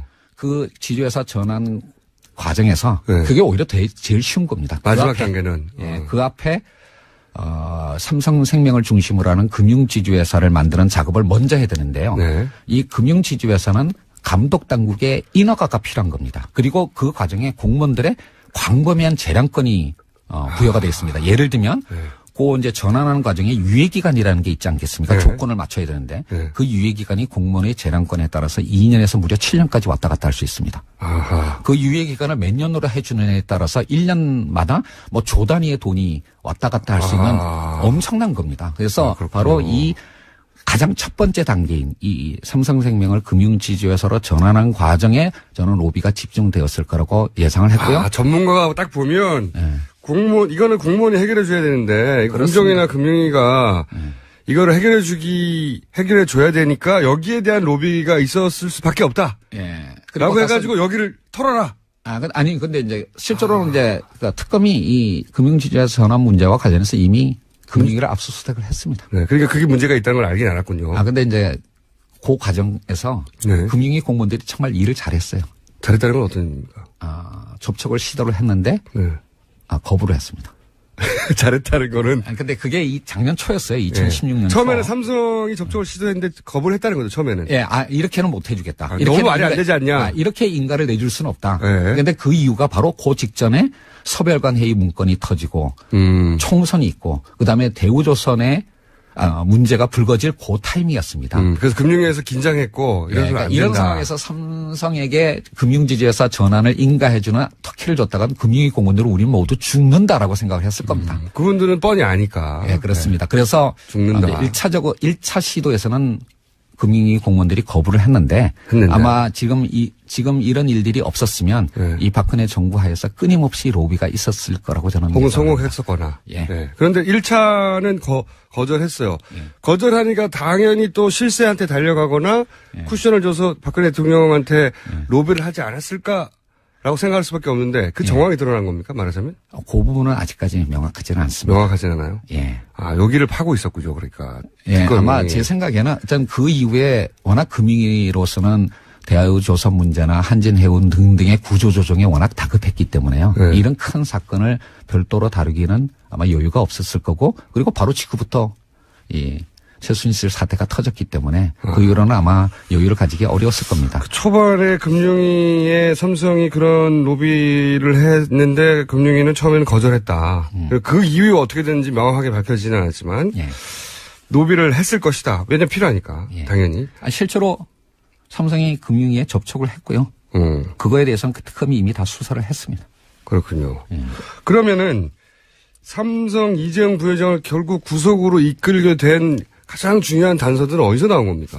뭐 이미 이 부분은 언론에 다 부분씩 다 보도가 됐는데요. 네. 이제 삼성물산 합병건뿐만 아니라 그 위에 나왔던 이제 바이오로직스 상장 문제나 이 바이오로직스 상장 문제는 왜 중요한 겁니까? 계속 거론되는데 그리고 이제 순환 출자 해소 문제, 그다음에 금융지주회사 전환 문제, 요 세 개가 이제 1차 영장 기각 이후에 특검이 이제 추가적으로 수사한 부분이고요. 네. 요 추가적으로 수사한 이 세 가지 부분에 대한 단초들이 바로 다 안정범 수석의 수첩에 그 단초들이 있었던 것이 구속의 결정적인 사유가 되겠습니다. 여기서 제일 저희가 이제 일반인들 입장에서 이해하기 쉽지 않은 게 다른 거는 설명을 드리면 대충 유추할 수 있어요. 근데 바이오로직스 상장 문제를 안정범 수석 다이어리를 보면 도와주라는 말도 등장하고 삼성도 바이오로직스를 무리하게 상장하려고 했고 돈도 많이 안 났는데 이게 왜 중요해서 등장하는 건지 잘 사실 이제 제가 이제 네 가지 사건을 말씀을 드렸지 않습니까? 물산합병에서부터. 네.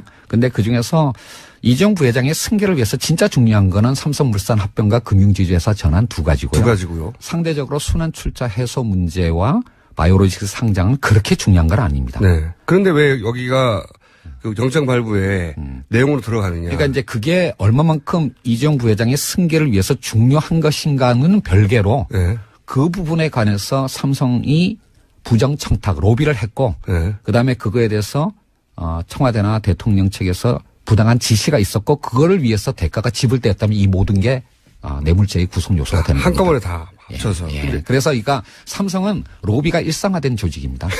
그러니까 꼭 그러니까 이재용 부회장의 승계라고 하는 그것과 관련된 결정적인 사안이 아니라 예. 지분율을 조금이라도 높이고 돈을 1원이라도 아껴주는 그래서 충성심을 보임으로써 자기의 승진과 금전적 보상을 받아내려고 하는 그런 인센티브로 가득 찬 사람들이 득실득실되는 조직이거든요. 그러니까 그게 얼마만큼 본질적으로 중요한 것과는 무관하게 모든 일에 대해서 다 로비를 하는 겁니다. 그러니까 로비가 되면 좋겠다고 생각하는 건 무조건 다 로비를 한다. 그리고 제 예상은 지금 네 가지 건을 말씀을 드렸는데요. 사실 안정범 수석의 수첩 이외에 다른 중요한 사안들도 꽤 있었습니다. 아마 그것을 위해서도 로비를 하지 않았을까. 다만 특검이 단초를 발견하지 못했을 뿐이지 로비의 사안들은 더 있었을 거라고 저는 로비는 생각합니다. 훨씬 더 광범위하게 이루어졌을 텐데. 다시 한번 말씀드리지만 로비가 일상화된 조직입니다.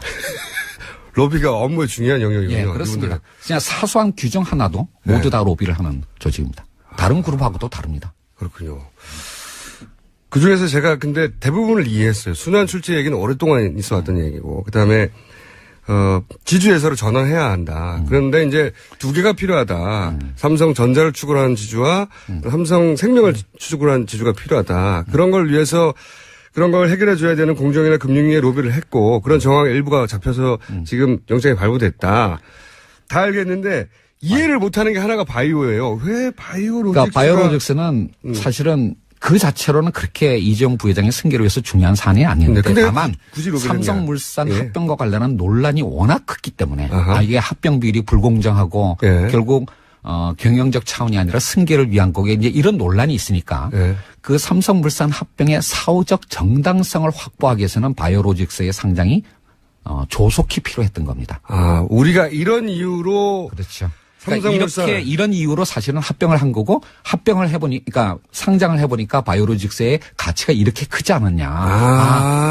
그러니까 보통 의심하는 것처럼 승계를 위해서 부당하게 한 것은 아니다. 이거를 사후적으로 정당하기 위한 작업으로서 알리바이군요. 알리바이. 그렇습니다. 예. 이 바이오로직스 봐라. 우리가 이렇게 그 합병을 했더니 이 바이오로직스 같은 회사조차도 이렇게 가치가 올라가지 않았냐. 시가총액이 10조가 넘는 그런 회사가 아니냐. 이거를 위해서 우리가 그러니까 시너지 효과를 확보하기 위해서 합병을 한 것이지 이전 부회장의 승계를 위해서 한 것은 아니다. 라고 하는 알리바이 용어로 또 그 알리바이도 로비를 한 거군요. 그렇습니다. 예. 훌륭합니다. 예. 물론 그로부터 얻는 금전적 이익도 있지만 가장 결정적인 것은 사후적인 정당성 확보, 알리바이 확보를 위해서 한 겁니다. 그래서 이해가 안 갔군요. 저는 대부분은 이제 뉴스를 읽다 보면 이래서 있구나, 이런 이득이 있었구나 이해가 갔는데 뜬금없이 바이오로직스 상장을 위해서 왜 노력했지? 이거는 상장 승계하고 상관없는 것 같은데. 예. 이게 승계의 결정적인 회사가 아니잖아요. 다시 한번 말씀드리지만 모든 걸 위해서 로비를 하는 조직입니다. 진짜로 현대차 그룹이나 LG그룹, SK그룹과 같은 경우에도 공무원들이 반대하고 논거를 대면 사실은 물러납니다. 삼성은 끝까지 포기하지 않습니다. 자기가 원하는 바를 얻기 위해서. 대단하네요. 그 과정에서 그 최동욱 전 검찰총장이 한 얘기가 있는데 뭐냐면 이런 재벌들, 특히 이런 로비 능한 재벌들의 경우에 수사를 해보면 단일 사안들은 다 합법적인 틀을 이미 갖추고 있다는 거예요. 그래서 단일 사안으로 이들을 잡기가 어렵다. 바로 이제 그 부분이 굉장히 중요한 포인트인데요. 뭐 순환출자 해소 문제나 바이오로직스 상장 문제나 그 자체로 보면 공무원들이 불법 행위를 했다라고 하기가 어렵습니다. 그 자체만 공무원에게는 언제나 광범위한 재량권이 주어져 있는 거거든요. 예를 들면 그 순환출자 문제 때문에 삼성 SDI가 삼성물산 주식을 1,000만 주를 팔아야 되느냐 500만 주를 팔아야 되느냐 재량권의 범위 안에 들어갑니다. 재량권의 안에 들어가는 공무원의 적법한 행위라고 하더라도 그것이 독자적인 판단이 아니라 외부의 상부의 지시에 의해서 그 판단을 하거나 판단을 바꿨거나 그리고 그 대가로 뭔가 금품이 지급됐다면 바로 그게 뇌물죄입니다. 그러니까 일어난 현상만 보면 아니 뭐 공무원이 1,000이나 500이나 판단할 수 있다. 그래서 그것만 바라보면 아무 문제가 없는 것처럼 보이는데 여기서 중요한 건 1,000을 500으로 만드는데 누가 힘을 썼느냐. 그렇습니다. 그걸 잡아내야 되는데 그걸 보통 못 잡아내잖아요. 그런 일들이 왜 내냐. 그 전체 구도에서 한 부분 모자이크로 들어간 걸 다 짜맞춰야지만 얘기가 된다라는 거죠. 그러네요. 바이오로직 상장만 가지고 따지면 이게 승계하고 아무 상관없다고 말해버리면 진짜 없으니까 이해가 안 가고. 근데 이제 뭐 마지막으로 제가 좀 드리고 싶은 말씀은 벌써 마지막 하시게요? 아니 시간이 다 안 됐나요? 그러니까 그러네요 벌써. 그 구속은 됐습니다만은 그 이후에 이제 형사 재판이 남았는데요. 지금 안종범 수석의 수첩에 나와 있는 그런 어떤 단초들로 인해서 증거 인멸이나 어떤 범죄 중대성 혐의로 구속은 됐지만 이것만을 가지고 이재용 부회장에게 유죄 판결이 내릴 거라고 예단하기는 어렵습니다. 아직도. 아마 한국 최고의 어떤 법조인들과 변호사들의 조력을 받아서 아마 1, 2, 3심제 다툼을 벌일 텐데요. 저는 정말 이재용 부회장 이 유죄 판결을 받을 건가라는 부분에 관해서는 아직도 확신을 못합니다. 저도 그렇게 생각하는데 그렇다 하더라도 일단 특검이 해낸 거는 대단한 일을 해낸 거네요. 정말. 네, 그렇습니다. 더구나 2008년 삼성 특검에 비하면 지금의 특검은 엄청나게 수사를 잘한 겁니다. 그렇죠. 몇 점 주시겠습니까? 글쎄요, 뭐 이거는 굉장히 오만한 표현인데요. 정말 뭐 지금까지는 95점 드리고 싶습니다. 더구나 삼성과 관련된 부분에 관해서는. 정말 대단한 일을 해냈다고 보고 그래서 더더욱이 저희가 이제 안타까운 것은 특검이 연장돼야 되는데 저희가 교수님을 모신 이유 중에 하나도 삼성을 구속한 것으로 끝나지 않았고 그리고 얼마나 집요하게 로비를 하는지.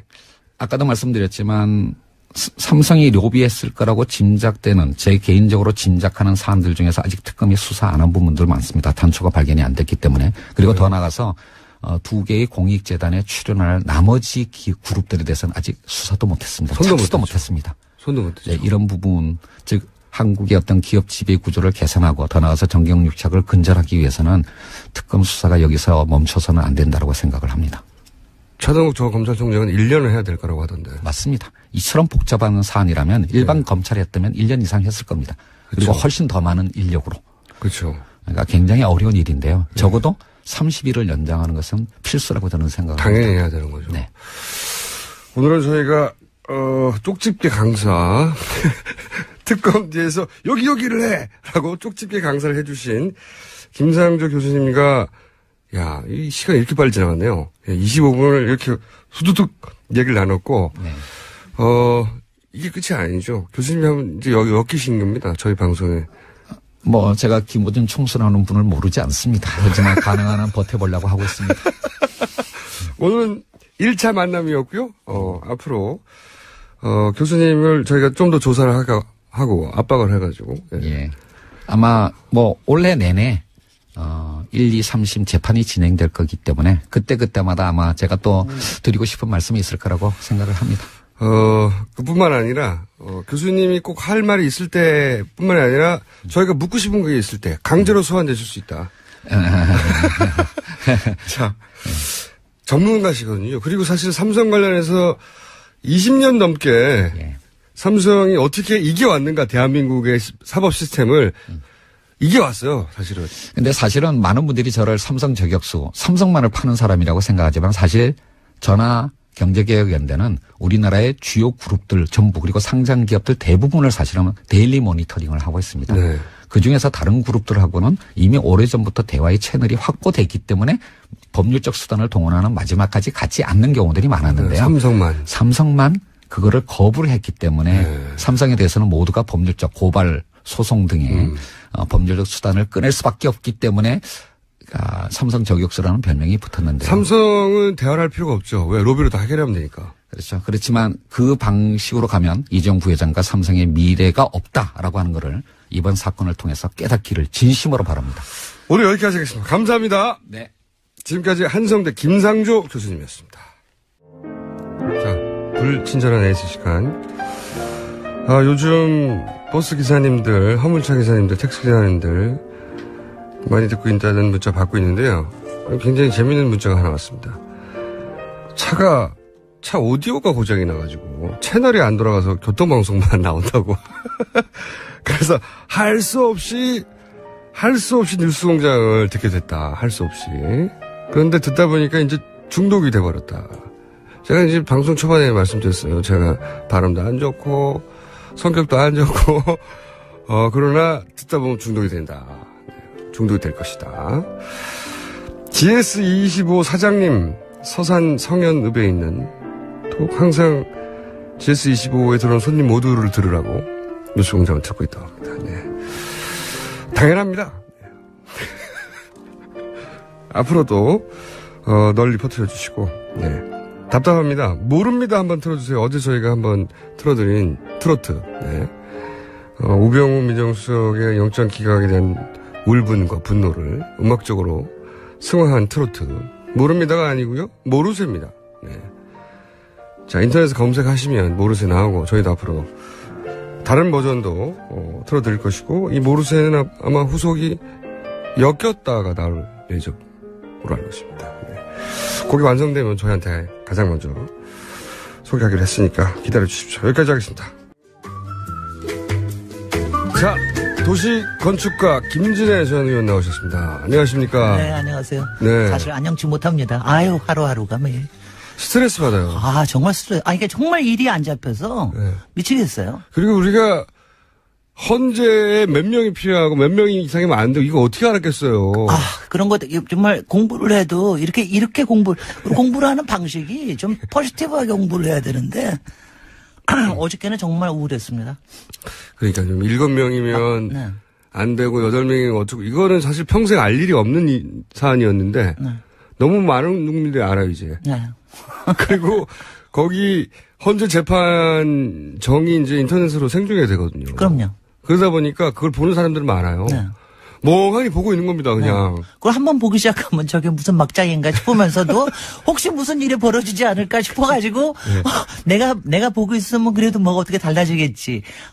정말 이 국민을 이렇게 스트레스로 시달리게 만드시다니. 이게 이제 홈쇼핑 중독하고 비슷해요. 맞아요. 홈쇼핑 중독은 내가 안 보는 사이에 좋은 물건이 지나갈까 봐. 근데 이런 방송은 대부분 한 7, 80% 아무 일도 아니라거든요. 네. 그냥 절차만 진행되는데 내가 안 보는 사이에 사건이 일어날까봐 글쎄 말이에요. 계속 보게 돼요. 네. 그리고 보고 나서 스트레스 받고. 아, 스트레스 엄청나게 받아요. 근데 또 봐요. 화나가지고. 자, 그런 헌재가 이렇게 전 국민적 관심 사항이 되는 적이 없었는데 이 헌재. 그래서 오늘 솔직히 제가 헌법재판소 가지고서는 도시 이야기 할 거라고는 한 번도 생각을 안 했어요. 왜냐하면 헌재 어디인지도 몰라요, 대부분. 국회나 청와대 이런 거는 그래도 우리 국민들하고 많이 가깝기 때문에 네. 뭐 좀 충분히 얘기할 수 있고 우리도 자주 가고 그러는데 뭐 솔직히 헌법재판소 어디에 있으면 무슨 상관이며 어떻게 생겼으면 없죠. 무슨 상관이냐. 헌법 소원하는 사람들만 알죠. 네네. 그랬는데 이렇게 저는 한번 국민적인- 해봐서 압니다. 아 근데 요새는요. 다들 아실 겁니다. 네. 어디 있는지 다들 광화문에서 행진을 시작하시다 보면은 청와대 쪽으로도 가고 요새는 헌법재판소 정반대 앞에 가서 방향이에요. 예. 네네 그쪽으로 가서 거기서 또 종교라는 경우도 있고 그래가지고 요새는 헌법재판소가 어디 있다는 거는 다들 아시게 된 것 같아요. 그리고 헌법재판소를 실제로 보게 되면 생각보다 건물이 아담하다 플러스 네. 생각보다 건물이 이렇게 일반 뭐라고 그러죠? 일반 빌딩이 아니네. 네. 예. 거기 약간 의아하게 생각하실 분들. 아,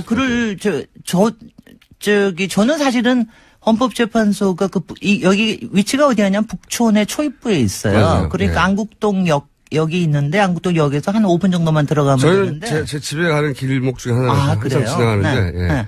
그래서 북촌에 솔직히 북촌 치고는 너무 큰 건물이 들어와 있고 네. 그리고 이렇게 쑥 들어가 있어가지고 저건 뭐 하는 데야 뭐 좀 으스스한 건물이다 좀 이렇게 생각이 돼서. 그렇죠. 저는 처음에 헌법재판소인지 모르고 지나갈 때 봤을 때는 네.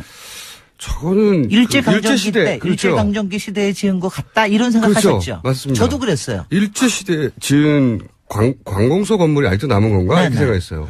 그래서 저도 항상 못마땅해 했거든요. 네. 아, 왜 거기에다가 동네나 북촌이 앞으로 얼마나 뜰 텐데 거기다가 왜 헌법재판소를 넣어가지고 이렇게 했나 그랬는데 요번에 와서 처음으로 감사하고 있습니다. 고맙습니다. 강화문에서 가까워서.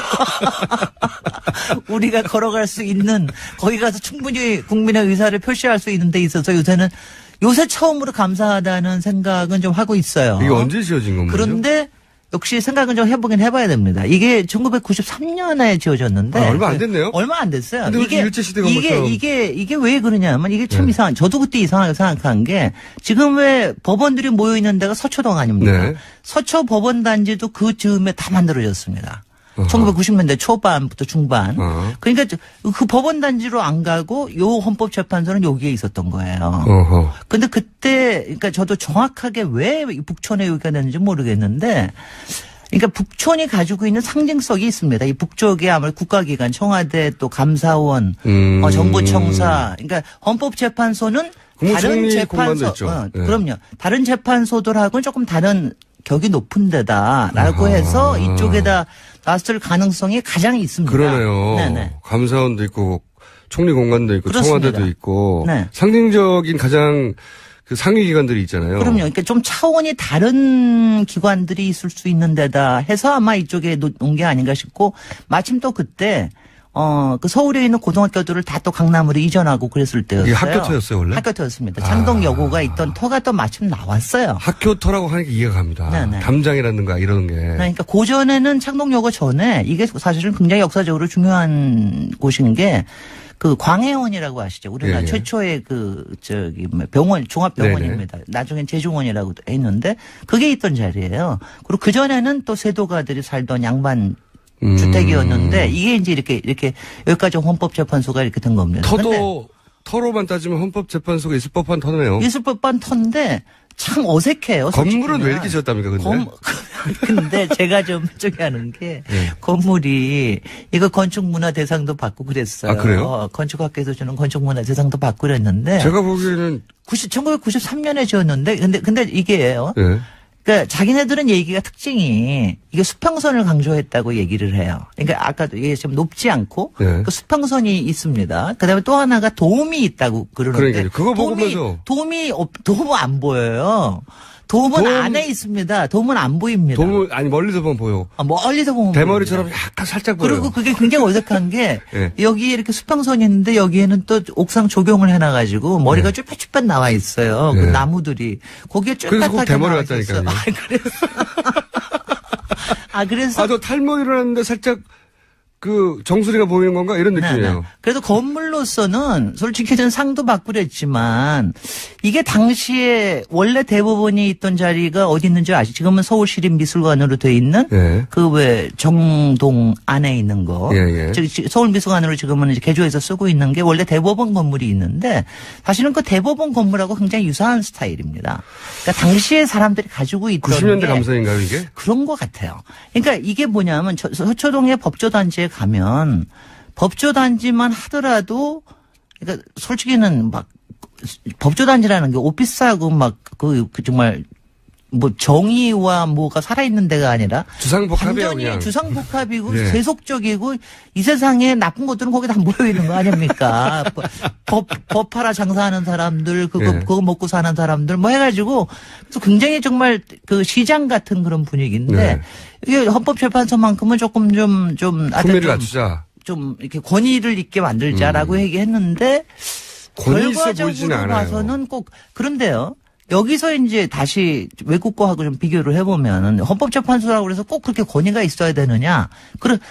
이거는 아실 겁니다. 우리 국민들도 헌법재판소가 몇 나라에만 있는 기관입니다. 우리나라에 네. 있고 독일에 있고 오스트리아에 있고. 미국에 없어요. 미국에서는 대법원에서 그냥 아예 대법원에서 이걸 하죠. 합니다. 근데 미국에서는 워싱턴 DC에 대법원이 있는데 굉장히 상징적인 건물이에요. 거기는 꼭 그리스 파르테논처럼 만들어 놓은 건물 앞에 있는데 그거는 정말 왜냐 대법원이라고 하는 상징성도 있고 거기 앞에 와서 미국의 중요한 거에 대해서는 다 데모를 합니다. 거기는 영화의 엄청난 배경으로도 데모. 많이 쏘이죠. 굉장히 그러니까 뭔가 하여튼 사회 이슈가 있으면은 뭐 제일 많은 게 낙태에 관련된 거. 네. 뭐 이런 것도 엄청나게들 그 앞에 영화에 서 엄청 많이 등장해요. 그렇습니다. 근데 저기 독일에 있는 거는 네. 독일에 보시면 어디 있는지 아세요 혹시? 독일에. 모르죠. 거기까지. 어디 있는지 한번 짐작해 보세요. 본에 있지 않을까요? 그러니까 본에 있거나 아니면 베를린에 있거나 네. 뭐 아니면 조금 더 커서 뭐 라이프치히나 뭐 조금 더 큰 도시를 얘기를 할 수가 있는데 어디에 있냐면 칼스루에 있습니다. 칼수로는 처음 들어봤는데. 칼스루에 왜 몰라요? 정유라가 이렇게 도망 다니고 그러던 데인데 도망 다니고 그런 조그만 소도시입니다. 네. 근데 제가 왜 그걸 아냐면 제가 우연히 칼스루에가 굉장히 도시계획적으로는 중요한 도시라서 제가 한번 갔다가 거기서 연방 그 헌법재판소를 발견을 하고 제가 깜짝 놀랐다니까요. 너무 건물이. 아니 건물이 어떻게 생겼냐면은 연구소 건물로 생겼어요. 그러니까 이게 정면이 없고 그냥 사무실에 더군다나 유리가 많아요. 그러니까 왜 이렇게 3, 4층짜리 연구소가 이렇게 쭉 다가가 있는 거 있잖아요. IT 기업 연구소처럼? 연구소처럼 생겼어요. 그래서 제가 나중에 물어봤더니 그 디자인한 사람도 그냥 일부러 그 유리로 만든 거는 하여튼 좀 투명하게 보이게 하는 거. 그 다음에는 그 사람 얘기가 확실히 맞아요. 헌법재판소는 원래 연구를 하는 데다. 그렇죠. 법을 연구하는 거죠. 법을 연구를 하고 실제로 거기서 심판이 열리더라도 여러 가지를 연구를 해가지고 이게 하나의 전범이 될 수 있도록 노력하는 데가 그게 헌법재판소의 기능이다. 그거 참 말이 맞아요. 헌법 연구관들이 우리도 있죠. 그래서. 네. 네. 그래서 우리도 지금 헌법 연구관들 굉장히 큰 많은 일을 하는데 우리 헌법재판소는 하여튼 재판소라는 것의 그 권위에 조금은 좀 너무 조금 신경을 썼는데 사실은 좀 실패한 게 아닌가. 아니, 바로 일제강점기 건물처럼 느껴진다는 게 얼마나 안 좋습니까? 제가 건물에도 특별히 조약이 있는 것도 아닌데 네. 지나갈 때마다 그런 걸 느끼거든요. 네. 일제강점기의 관공서 건물의 전형적인 느낌이 난다. 네. 근데 거기에 신기하게 무궁화가 있구나. 예. 그 무궁화 9개가 무궁화들이 쫙 있습니다. 예. 무궁화 9개가 있는데 저게 왜 무궁화를 박았을까? 그리고 탈모인가 이런 거 끝에 살짝 잘 안 보이는 돔 끝에. 그러니까 참 정말 그게 어려운 것 같아요. 그러니까 건물의 어떤 상징성과 그다음 그 안에 기능을 이렇게 잘 할 수 근데 이제 헌법재판소는 위치도 좀 고르려니와 이게 땅이요. 네. 이게 옆으로 길어요. 예, 맞아요. 옆으로 기니까 그리고 밭아요. 깊지가 않아요. 깊지가 않으니까 거기 그런 데다가 여기에 보면은 이렇게 기단을 만들어 놨어요. 그러니까 앞에 이렇게 단이 있어서 앞에 도로가 하나 있고 또 하나 도로가 올라가서 입구가 있습니다. 그리고 네. 뒤에 도로가 없어요. 네, 그러다 맞아요. 보니까 앞문만 있어요. 앞문만 있어요. 네. 그러니까는 도로만 있어가지고 그래가지고 더 권위적으로 보이고 그러죠. 왜냐하면 보통 이런 거 할 때는 특히 이제 관공서나 이런 거 할 때는 뒤로는 차가 다 들어가게 하고 헌법재판관들도 그쪽에 좀 내리게 하고 다 그렇게 하고 난 다음에 앞에는 조금 좀 이제 퍼블릭하게. 뒤에는 주택가거든요. 그렇죠. 여기는 지금 뒤에는 바로 또 거기 윤보선가도 또 맞닿아 있고 그렇습니다. 주택가도 목촌에. 있고 뭐 허물 수가 없어요. 그 뒤에를. 그렇습니다. 예. 그것까지 그러니까 가족을 하니까. 문이 도로 면으로 바짝에 붙어 있고 글쎄요. 그리고 길어요. 네. 이런 중요한 건물이 이렇게 적어도 정사각형이거나 네. 땅이 아니면은 어쨌든 안쪽으로 뭔가 있을 것 같은데 네. 보이는 게 답니다. 네. 근데 여러분들도 쉽게 가보실 수 있습니다. 이게 지금 북촌 투어의 하나예요.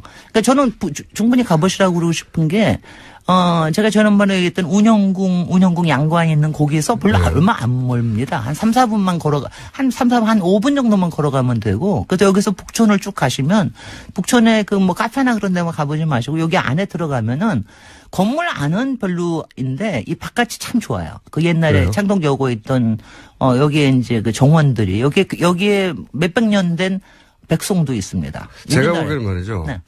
이게 이제 그 무궁화 9개가 그러니까 헌재 재판관 9명을 상징하는 거라고 네, 네, 이제는 맞습니다. 알게 됐어요. 네. 이렇게 알게 됐는데 탄핵이 인용이 되잖아요. 네. 여기가 굉장히 역사적인 장소로 많은 사람들이 나중에도 네. 여기서 탄핵이 됐구나 결국은 왔다 갔다 할 장소가 될 거고요. 네. 100만 분의 1로 기각이 된다. 네. 이 건물 조심해야 된다. 아니야, 건물 조심하는 것뿐만이 아니라 건물 자체도 조심해야 만약 돼요. 기각이 되면 헌법재판소라는 기관 자체에 대한 말하자면 여러 가지 논의가 새롭게 있을 그래서 가능성이 그런 있습니다. 얘기도 있죠. 헌법재판소가 사라지게 하는 네. 판결이 될 수도 있고. 솔직히 뭐 다들 아시지는 않더라도 헌법재판소하고 대법원 사이에 갈등이 있죠. 갈등이 상당히 있습니다. 그거는 저도 이제 판사 출신 분들한테 들었는데 우리는 네. 판사가 아니니까. 네. 근데 요약하면 옥상옥이 아니냐. 그래서 말이죠. 예. 네. 왜 대법원, 미국은 대법원, 연방 대법원 파면하면 끝나는 건데. 네. 대법원에서 판결했는데 또다시 헌재가 대법원과는 상이한 판결을 할 수 있거든요. 네. 위헌 신청을 해가지고. 네. 그러면은 대법관 입장에서는 자존심이 상하는 거죠. 그렇습니다. 최종 네. 대법원. 우리나라에서는 4심이라는 얘기가 그래서 나오네. 3심이 네. 아니라 4심이라는 얘기가 가끔 나오는 게 바로 그렇습니다. 그래서 대법원과 헌법재판소가 사이가 안 좋고 네. 또 그런 얘기도 하더라고요. 그 진급. 어쨌든 여기도 이제 직장이잖아요. 그럼요. 네, 직장이죠. 네. 네. 당연히 그러니까 승진이 중요합니다. 네. 어느 직장이나 마찬가지고. 이분들 다 생활인이에요. 네. 이분들 뭐 사법부의 독립성을 존중하고 그건 그거고 그건 그렇게 해야 되는 거고 행정입법사법부 사이에 이분들도 다 직장인이기 때문에 다 승진도 중요하고 자식 교육도 중요하고 물론이죠. 다 그게 더 중요한데 근데 승진의 이 순위를 따져보자면 대법관들이 더 일을 잘해서 승진을 잘했던 사람이 가는 곳이다. 그렇습니다. 뭐 사실은 뭐 이런 얘기가 있죠. 이런 얘기 지금 하면 안 되는데 사실은 네. 대법관이 못 돼서 헌법재판관이 됐다. 헌법재판관이 했다. 뭐 이런 얘기들이 뭐 시중에 물론 이건 있죠. 일각의 얘기예요. 네네. 뭐 반대로 생각할 수도 네네. 있죠. 근데 그렇게 생각할 만큼 네. 서로 이제 사이가 안 좋다. 네. 근데 지금 여하튼 간에 헌법재판관, 요새 헌법재판관, 솔직히 헌법재판관이 누군들 저하고 무슨 상관이 있습니까? 이때 아무 상관이 없었죠. 솔직히 헌법재판소장도 그렇고 국회에서만 난리를 치는 거지. 어차피 뭐 잘하겠지 뭐 이런 정도인데. 지금은 아니에요. 지금 요새 강일원 재판관에 대한 팬심이 얼마나 대단한지 아십니까? 재판관 한 사람 한 사람에 대한 정보와 네. 지금 성향과 이런 기사도 물론 많이 있지만 네. 그런 걸 파악하고 있는 사람도 되게 많아요. 네. 아니 그리고 그런 막장이 진행되는 가운데서 평정심과 그리고 그거의 질서를 잡아나가는 이게 좀 법관이 좀 다르긴, 요새 조금, 그래서 그건 있어요. 좀 다르긴, 좀 많이 존경해줘야 되겠다. 좀 더 기대를 많이 해줘야 그건 되겠다. 결과가 가를 겁니다. 물론 아무리 결과가 가르게 될 겁니다. 진행을 잘해도. 그래서 헌법재판관님, 이 9개 무궁화님들, 지금 8개만 남아있지만, 비록 건물은 좀 그렇고, 너무 좀 퇴행적으로 느껴지고 그러지만, 그 가지신 높은 고매한 정신과, 그리고 엄정하고 그리고 치열한 법 의식으로 좋은 판단을. 이분들이 느낄 그 부담감은 상상하기 힘들어요, 사실은. 근데 바로 그거예요. 칼스루에 독일에 왜 헌법재판소를 칼스루에라는 이 작은 도시에 갖다 놨나라고 하는 게 그때 그거였습니다. 모든 로비에서부터 벗어나게 하기 위해서. 그러니까 이거는 그러니까 정말 연구를 거쳐서 해야 되고 법정에서 다루어져야 될 일이지 거기 와서 피켓 뜬다고 해야 되는 일은 아니다. 그러니까 미국은 완전히 다르잖아요. 그렇죠. 미국 같은 경우에는 피켓을 든 힘에 따라서 사실 판정도 많이 달라지거든요. 맞습니다. 네, 그리고 미국에는 또 이 대법관이 종신제 아니에요. 네. 완전 종신제래 가지고 사실은 지금 우리 탄핵 박근혜 대리인단에 계신 여러분들 80대 분들, 70대 분들 그런 분들이 거기에는 대법관